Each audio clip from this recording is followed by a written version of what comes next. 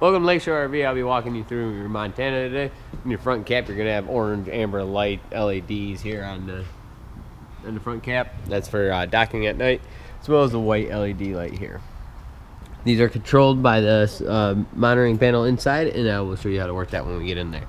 In your front compartments here, you're going to have the left compartment, you're going to have a pre-cut out for a generator. Your power cord is right there also. Right to the right, you're going to have your 12-volt battery here. To the right of that, you're going to have your manual docking light for night when you need to hook up. Right to on the driver's side, you're going to go to your leveling system behind this little door. This leveling system, there is a little sheet here. You turn the power on. Now with the LED not lit here, that's going to mean extend. So what leg do you want to extend? Let's say we want to raise the front. So we're going to make sure that LED is not lit. What I mean by the LED not lit, I will show you. Now that means retract. That means extend. Now you want to push and hold the front until higher in the front. After your truck's out of the way, you're going to use the auto level system, and that's going to level out your unit. Now to bring up all the rear jacks, you just hit retract and you'll push and hold rear. That's going to bring all your rear jacks up, and then you can control the front up and down. That's how you work the leveling system. Again, there's a little cheat sheet here, right to the right, behind this door. You have the VIN and model and tire pressure all right here. You have two 30-pound LP tanks, both full, regulator on the driver's side, or passenger side, my bad. Here in this compartment here, you're going to have big pass-through area. You're going to have your sewer hose, 30 to 50, 30 to 15 amp adapter, and your outdoor shower nozzle. There is an output for the TV here, My Key TV. Right above that, you're going to have a light here. This is controlled by a switch here. Inside this compartment is also your connections. So at the very top, you're going to have a manual light. You're going to have outdoor shower with that nozzle connection too. You're going to have water heater bypass valve. When you want hot water, you got to undo the bypass and put in your inner rod. You have your winterization port. To use this port, you'll have to have this winterization valve on. Otherwise, it's just going to go suck out of the city connection. Now, to use the city connection as it's set up right now, you won't be able to until you go over here and flip this valve down. Then hook your hose. Yeah. So we'll leave it in the ready position. So all you gotta do is hook your hose in the city connection. Right below it, you're gonna have your tank fill or power flush, power fresh. You're gonna have normal flow. If you just want to use the normal flow off the water hose. Now if you want to do a power fill, you'll move this nozzle down to the fill. That's going to make it a power fill. It's going to fill a lot quicker. To the left, you're going to have black tank flush. This black tank flush is used when you're draining your tanks. If your valves are closed and you got a full black tank and you hook a hose up here, it's going to make it come out the toilet. So make sure your valves are open and you're connected to the ground before you hook a hose up here. Right to the left side is going to be inlet for your cable TV. That's going to be where you're going to want to put your feed from your satellite or your cable into. Right below it, you will have your battery disconnect. Right below that, you got your low point drains. These are the lowest points of your water system. Here, you're going to have underneath this, right past this slide out here, you have another entry. You're gonna have two doors, one on each side of your unit. If you go in this back door, it will go right into the hallway in your unit. Right past that, you're gonna have your poles. Your sewer connection is gonna be right in front of this jack, right behind the axles. Coming to the rear of your unit, you got a storage area as well as your 50 amp hookup feed's gonna be on that bumper. Above is going to be your rear camera. Here on the passenger side, you're going to have, on the slide out, you're going to have a storage area here.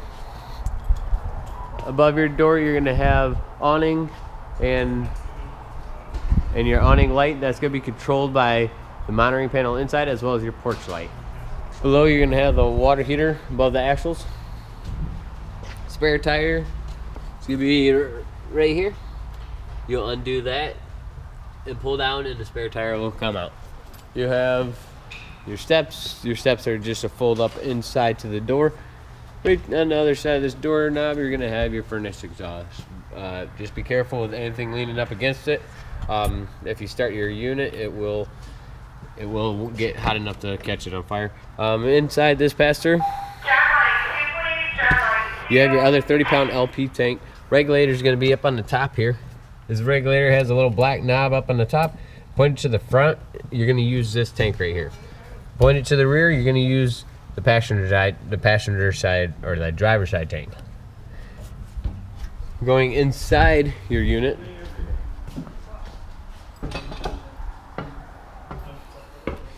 right inside this little cabinet here, right when you walk in, will be your monitor panel.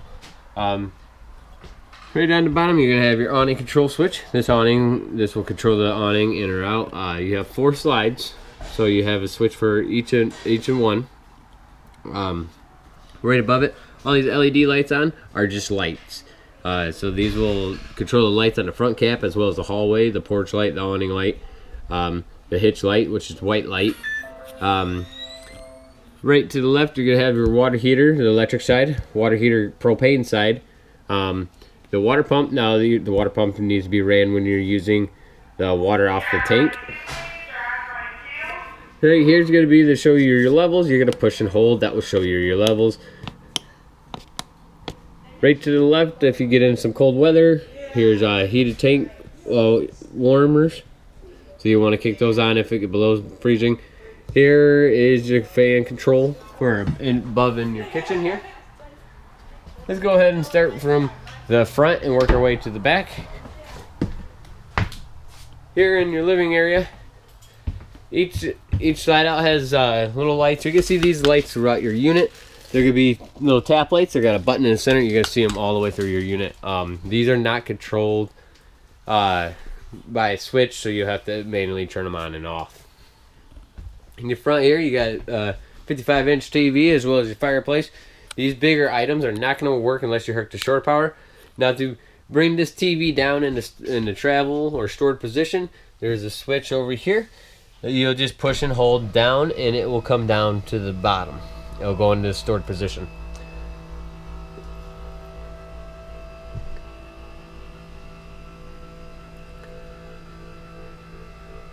This slide out over here is the exact same. You got 2 individual lights as well as a charging port. Now when that top is all the way down, then it's ready to be transported. Here beyond the glass here, you're gonna have your audio.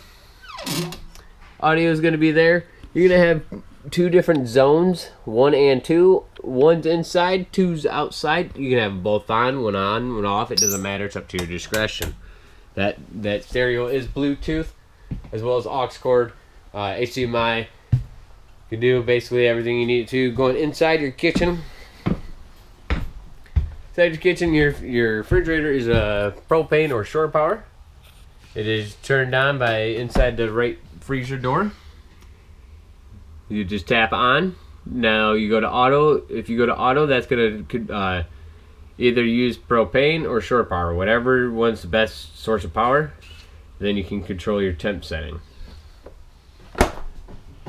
On the slide out, the light above the fridge is manual, has a little button in the center, as well as these 2 lights here. But around your sink, you're gonna have your keys. Above it, you're gonna have a little tap light here.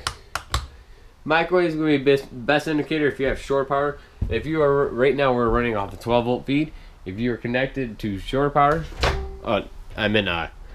we're not connected. We are connected to shore power. So as you see, the microwave is working. Now, if you were not connected to shore power, this microwave would not be on. So that's a good indicator if your shore power is connected. Right below, you're gonna have your stovetop. Your stovetop is gonna be like an outdoor grill. You're just gonna turn your knob over to the light area, and you're gonna push and hold your igniter on the left side. Right here is going to be the light. Push it down to get the oven light and the knob lights. Just for the knob lights, push it up. The center will be off. Thermostat, your thermostat, the bottom bar here, push it once to acknowledge, push it twice to turn it to fan.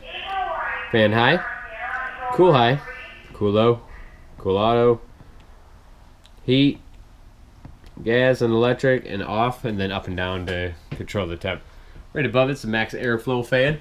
The max airflow fan is located right above the little kitchen area here. This is the other side door. Your bathroom. You have a GFI breaker right on that side of the sink. Light switch and fan controls are right on this side of the door, right side of the door when you walk in. Going up the steps, you got a little loft area. This little loft area has charging stations on each side. Has 2 mattresses with the AC control, with the AC right above the head. Right to the right here, right in between these rails, you're gonna see this light switch. This light switch is gonna control the lights up here. Now we go into the master bedroom. Master bedroom here. During the master bedroom, you got a nice big closet. It has a light here, just like outside on your unit. Each individual side of the bed has little tap lights, and this side, each side has a charging station. So there's a charging port, USB. This one has the outlet down there. Right to the right of the bed or left of the bed, you are prepped and ready for a washer and dryer inside this cabinet. Now during transport, before bringing in this slide, you need to make sure these doors are closed. As you see, these doors will connect, so you got to make sure they're closed before operating this slide in the master bedroom. During transportation, have these doors, these sliding doors, in the lock position.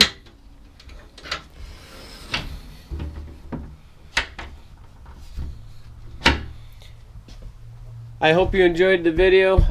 Thank you for choosing Lakeshore. Have a great day.